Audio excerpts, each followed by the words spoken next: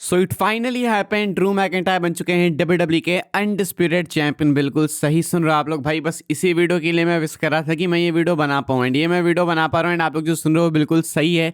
Cody Rhodes को SmackDown में कल रात को ड्रू मैकिंटायर ने डीथ्रोन कर दिया अनडिस्प्यूटेड चैंपियन बनने के लिए। आखिर हुआ क्या क्या, कैसा मुझे लगा, क्या नहीं, क्या है रिव्यू, वो मैं आपको बताने वाला हूँ।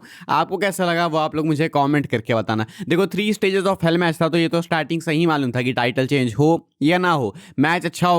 जैसे ही पहला मैच स्टार्ट होता है, नॉर्मल मैच, स्टार्टिंग के कुछ ही मिनट्स में मैकिंटायर पिन कर देते हैं कोडी को लो ब्लो लगा के, एंड उसके बाद क्लेमोर लगा के। एक्चुअली रेफरी को वो डिस्ट्रैक्ट कर देते हैं, टर्नबकल निकाल के उसका फायदा उठाते हैं ड्रू मैकिंटायर, एंड उसके बाद कोडी को लो ब्लो एंड क्लेमोर हिट करके पिन कर देते हैं। तो पहला पिन तो मैकिंटायर को यहाँ पे मिलेगा था। एंड हमको मालूम है कि 3 स्टेजेस ऑफ हेल मैच था, तो ऑब्वियस सी बात है एक कोडी जीतेंगे, एक ड्रू जीतेंगे, एंड फाइनल मैच में डिसाइडर होता। तो पहला ड्रू जीत गए, तो दूसरा तो पता ही था कि कोडी जीतेंगे। दूसरा होता है false count anywhere match. And यहाँ पे भाई ये लोग पूरे एरेना में घूम घूम के फाइट करते रहे, एंड एंड में जाके कोडी ने अनाउंसर्स टेबल पे ड्रू मैकिंटायर को हिट किया एक क्रॉस रोड्स, एंड उसके बाद कोडी ने सेकंड फॉल में विक्ट्री ले ली। तो अब यहाँ पे 1-1 इक्वल हो गया। एंड देन बारी आती है फाइनल मैच की, जो कि अपना steel cage match. Steel cage के अंदर दोनों सुपरस्टार्स कंपीट कर रहे हैं। बहुत ही अच्छा मैच था। कोडी ने जो कोडी कटर दिया, मतलब स्टील केज के ऊपर से नीचे मैकिंटायर को कोडी कटर दिया, वो बहुत ही इंसेन था भाई। तुम सोचो यहाँ पे कितनी परफेक्शन की नीड है। कोडी बिल्कुल टॉप से छलांग लगाते हैं, मैकिंटायर बिल्कुल नीचे खड़े हैं।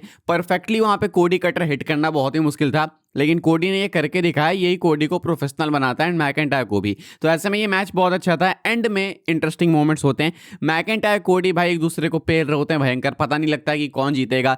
एंड में होता है कि जेकब फाटो में देखने को मिलते हैं, जब मैकिंटायर एस्केप कर रहे होते हैं तो जेकब फाटो हुडी में आते हैं। तो डब्ल्यूडब्ल्यूई वाले भाई हुडी से इतने ऑब्सेस्ड हैं, वो भी ब्लैक वाली हुडी से। मास्क हटाते हैं जेकब फाटो, एंड उसके बाद मैकिंटायर को अटैक करने लगते हैं घुस के। मैकिंटायर यहाँ पे बिल्कुल जीतने ही वाले थे, एंड यहाँ पे जो मेरा पारा हाई हुआ भाई कि सिट भाई मैकिंटायर को अब तुम फिर से ऐसे स्क्रू करोगे, दिमाग ही खराब हो गया था। कोडी रोड्स पीछे शॉक हो गए, देखते हैं जेकब फाटो को कि ये क्यों अटैक कर रहा है मैकिंटायर को। कोडी आते हैं जेकब फाटो को हटाने को, एंड जेकब फाटो कोडी पे भी अटैक कर देते हैं। बस कोडी पे अटैक करते हैं, इसका फायदा उठा लेते हैं मैकिंटायर, एंड फटाक से स्केप कर जाते हैं। स्टील केज मैच में आप स्केप भी कर जाते हो तो आपको विक्ट्री मिल जाती है। नेसेसरी नहीं है कि आपको पिन और सबमिट ही कराना है। तो यहाँ पे मैकिंटायर स्केप करते हैं, एंड उसके बाद वो बन जाते हैं अनडिस्प्यूटेड चैंपियन। तो मैकिंटायर इस मैच को जीत के बन चुके हैं डब्ल्यूडब्ल्यूई अनडिस्प्यूटेड चैंपियन। लेकिन एंडिंग बहुत ही इंटरेस्टिंग है, लेकिन साथ में इतने सारे लेयर्स भी हैं यहाँ पे, जिसकी बात मैं करना चाहूंगा डिटेल में। मैच को अगर मैं रेट करूं सिर्फ मैच को, तो मैं मैच को देना चाहूंगा 10 में से 8 की ratings. It was a good match, definitely worth watching. आप देखिएगा, आपने नहीं देखा तो। मैकिंटायर चैंपियन बन गए, जिसके लिए हम लोग विश कर रहे थे, वो भी हो गया।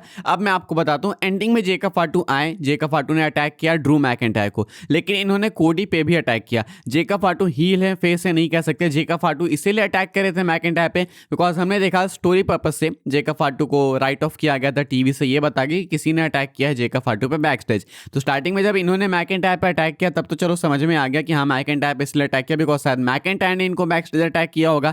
लेकिन जेकब फाटो उसके बाद कोडी पे भी अटैक करने लगे। तो या तो कोडी के लिए आप ये एक्सप्लेन कर सकते हो कि हाँ कोडी बीच रास्ते में आ रहे थे उनके मैकिंटायर के बीच में, इसलिए कोडी पे अटैक करने लगे हैं। लेकिन एक अपडेट है जिसका कहना है कि जिसने अटैक किया था जेकब फाटो पे, वो नेम बहुत ही इंटरेस्टिंग है। तो क्या वो रैंडी ऑर्टन है या फिर वो कोडी रोड्स ही है? लेकिन अगर कोडी रोड्स से, तो पहले जेकब फाटो मैकिंटायर को क्यों अटैक करेंगे? तो यहाँ पे बहुत से क्वेश्चंस उठेंगे। जेकब फाटो की इन्वॉल्वमेंट कितनी सही थी, कितनी नहीं? मेरे अकॉर्डिंग सही थी। अगर मैकिंटायर हारते उनके इन्वॉल्वमेंट के कारण तो बिल्कुल बेकार होता, लेकिन उनके इन्वॉल्वमेंट के कारण मैकिंटायर जीते हैं, भले ही अनइंटेंशनली, लेकिन जीते हैं। तो I think this was good because इससे कोडी बिल्कुल भी वीक नहीं लगे, 1% भी वीक नहीं लगे। तो कोडी का हारना नहीं हारना बराबर है, बस उनके पास टाइटल नहीं है। दिस इज द सेम कोडी रोड जो कि इस मैच से पहले था, मैच के बाद भी सेम ही है। कोडी ने भाई बाद में धक्का भी दिया जेकब फाटो को, ऑब्वियसली कोडी रोड्स फ्यूरियस होंगे। तो यहां से अब आप आगे एक्सपेक्ट कर सकते हो कि आने वाले टाइम में कुछ हफ्तों में आपको कोडी जेकब की फ्यूड देखने को मिलेगी। पॉसिबली कोडी एंड जेकब एक सिंगल्स मैच में आपको देखने को मिल सकते हैं, may be at royal rumble या फिर Saturday nights main event. Most likely मुझे लगता है सैटरडे नाइट्स मेन इवेंट के ज्यादा चांसेस हैं।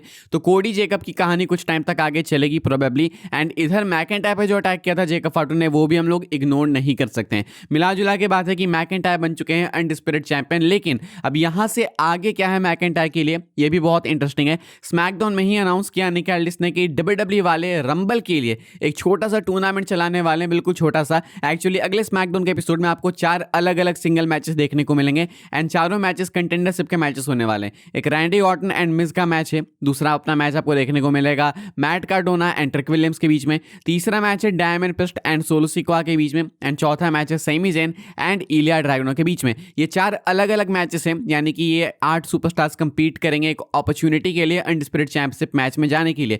इन 8 सुपरस्टार्स में से 4 को विक्ट्री मिलेगी एंड ये जो 4 जीतेंगे ना, वो सैटरडे नाइट्स मेन इवेंट में एक फेटल 4 मैच में एक दूसरे को फेस करेंगे एंड वहां पे जो जीतेगा वो देन उसके बाद आपको रंबल में फेस करते हुए देखने को मिलेगा अनडिस्प्यूटेड चैंपियन ड्रू मैकिंटायर को। तो यहाँ पे मुझे लगता है सबसे ज्यादा ऑड्स हैं या तो रैंडी ऑर्टन के या नहीं तो सेमी जेन के। सेमी जेन के इसलिए बिकॉज रंबल सऊदी से, तो इसलिए मुझे लगता है सेमी जेन के भी चांसेस काफी ज्यादा हैं। तो फिलहाल ये मैकिंटायर के लिए नेक्स्ट डायरेक्शन है कि रंबल में या तो मैकिंटायर अगेंस्ट डिफेंड करेंगे रैंडी ऑर्टन या नहीं तो डिफेंड करेंगे अगेंस्ट सेमी जेन। एक बहुत ही लेजिट क्वेश्चन आप लोग का होगा कि आखिर मैकिंटायर कितने टाइम तक ये टाइटल को होल्ड करेंगे, कहीं रंबल से पहले ही मैकिंटायर हार जाएंगे तो क्या होगा। मुझे नहीं लगता कि रंबल से पहले किसी भी तरीके से मैकिंटायर ये टाइटल हारने वाले। इनफैक्ट मैं सही बोलूँ तो मुझे लगता है मेनिया तक भी नहीं हारेंगे। मैं अपना लॉजिक आपको बता रहा हूँ, यहाँ पे कोई अपडेट नहीं है। मुझे इसलिए लगता है कि रंबल तक मैकिंटायर चैंपियन रहेंगे बिकॉज अभी तो जेका फाटो के साथ कोडी की कुछ कहानी चलेगी, कम से कम सैटरडे नाइट्स मेन इवेंट तक, कम से कम।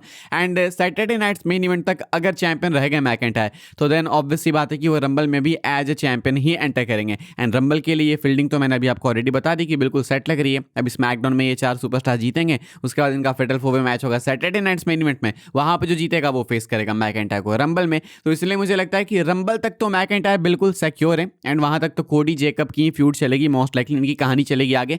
लेकिन मुझे लगता है रेसलमेनिया तक भी मैकिंटायर चैंपियन हो सकते हैं, क्योंकि हर बार भाई कोडी से टाइटल लेके फटाक से उनको टाइटल दे देना ये भी सही मूव नहीं है। एंड ऑल्सो एक बहुत ही इंटरेस्टिंग अपडेट है कोडी रोमन के पोटेंशियल मैच को लेके, जो कि मैं आपको अभी नहीं बताऊंगा, थोड़ा सा वेरीफाई करूंगा एंड आपको अगली वीडियो में बताऊंगा। बस थोड़ा सा वेरिफिकेशन मुझे करना है, उसके बाद मैं आपको ढंग से बता दूंगा। फिलहाल मैं आपको इतना बता सकता हूं कि इस अपडेट के कारण मैकिंटायर की रेन डेफिनेटली इंपैक्ट होगी एंड इस अपडेट के कारण शायद मैकिंटायर के फैंस के लिए चांदी चांदी हो जाएगी, यानी कि उनके लिए शायद एक अच्छी न्यूज़ होगी। शायद मैकिंटायर रेसलमेनिया तक एज अ चैंपियन ही जाएंगे। फिलहाल कहानी यह है कि स्मैकडाउन में मैकिंटायर फाइनली बन चुके हैं अनडिस्प्यूटेड चैंपियन। मैं यही बोलते आ रहा था भाई पिछले कुछ दिनों से कि अगर मैकिंटायर यहाँ पे हारेंगे तो पता नहीं फिर मैकिंटायर के साथ क्या होगा। ये बिल्कुल बरियल है। ऑल्सो अपडेट का ये भी कहना है कि रेसलपलूजा में पिच किया गया था जो आइडिया, वही आइडिया यहाँ पे पिच किया गया। बस अंतर ये है कि इस बार मैकिंटायर ने भी पिच किया, जेकब फाटू ने भी पिच किया, तब जाके WWE ने आइडिया अप्रूव किया मैकिंटायर को चैंपियन बनाने का। एंड क्योंकि ये बर्लिन की क्राउड थी तो WWE को लगा कि इंटरनेशनल क्राउड के सामने कुछ नया करते हैं, तो इसलिए मैकिंटायर को टाइटल मिल गई। अब मैं उन लोगों से बात करना चाहूंगा 2 सेकंड के लिए जो लोग भाई मुझे कोस रहे थे क्रिस जेरिको का रिटर्न नहीं हुआ था। तो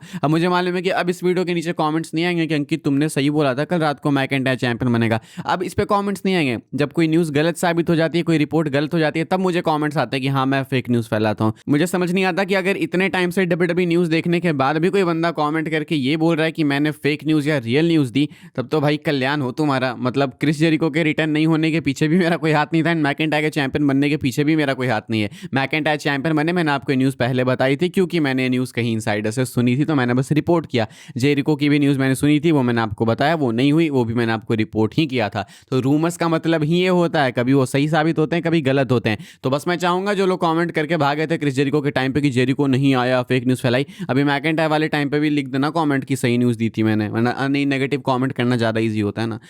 मजाक कर रहा हूँ भाई, लेकिन बस मैं चाहता हूँ कि थोड़ा सिंसियरली रिपोर्ट्स वगैरह को जाना करो, मैं कोई इनसाइडर नहीं हूँ। बाकी बस भाई गुड न्यूज़ है इसकी, मैकिंटायर चैंपियन बन चुके हैं। बाकी अभी के लिए इतना ही था, सब्सक्राइब कर देना। अपडेट्स वाली वीडियो के साथ मैं आपसे मिलूंगा, तब तक के लिए good bye, thanks for watching.